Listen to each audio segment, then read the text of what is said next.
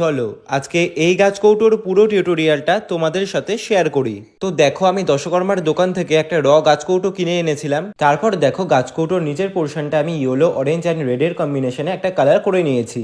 আর গাছ কৌটোর ঢাকনাটার উপরের সাইডটা পুরোটাই রেড কালার করে নিই। তারপর আমি বউ মোটিভটা পেন্সিল দিয়ে এঁকে নিই, যাতে পরে কালার করতে কোনো রকম কোনো সমস্যা না হয়, সেই জন্য হোয়াইট ফেব্রিকের সাহায্যে আউটলাইনও করে নিই। তারপর ব্রাইডের ফেসটা কালার করা শুরু করি। প্রথমেই করি স্কিন কালার, তারপর ধীরে ধীরে চোখ, চুল, নাক, মুখ সবটাই কালার করে নিই। তারপরে দেখো, গাছ কৌটোর যে সাইডে বউ এঁকেছিলাম তার ঠিক পেছন দিকে অপোজিট সাইডে যে ফাঁকা জায়গাটা ছিল সেখানেও কলকা করে নিই। তারপর শুরু করি ঢাকনায় কলকা করা। দেখো, ঢাকনার একদম মাথায় আমি একটু ভরিয়েই কলকা করেছি, আর মিডিলে দেখো একটা করে পদ্মফুল ঝুলিয়ে দিয়েছি। তারপর ভার্নিশ দিয়ে গাছ কৌটোটা চকচক চকচক করে দিয়েছি। ও হ্যাঁ, আমি কিন্তু এখানে এশিয়ান পেইন্টসের ভার্নিশ ইউজ করেছি। এই তো, এইটা হচ্ছে গাছ কৌটোর ফাইনাল লুক। কেমন লাগছে অবশ্যই কিন্তু কমেন্ট করে জানিও। আর তোমরাও যদি রিজনেবল প্রাইসে আমার থেকে গাছ কৌটো নিতে চাও, অবশ্যই কিন্তু আমাকে মেসেজ করো। সকলে ভালো থেকো, সুস্থ থেকো, আর চুটিয়ে কলকা করো। Bye, follow for more. দেখা হচ্ছে পরের ভিডিওতে।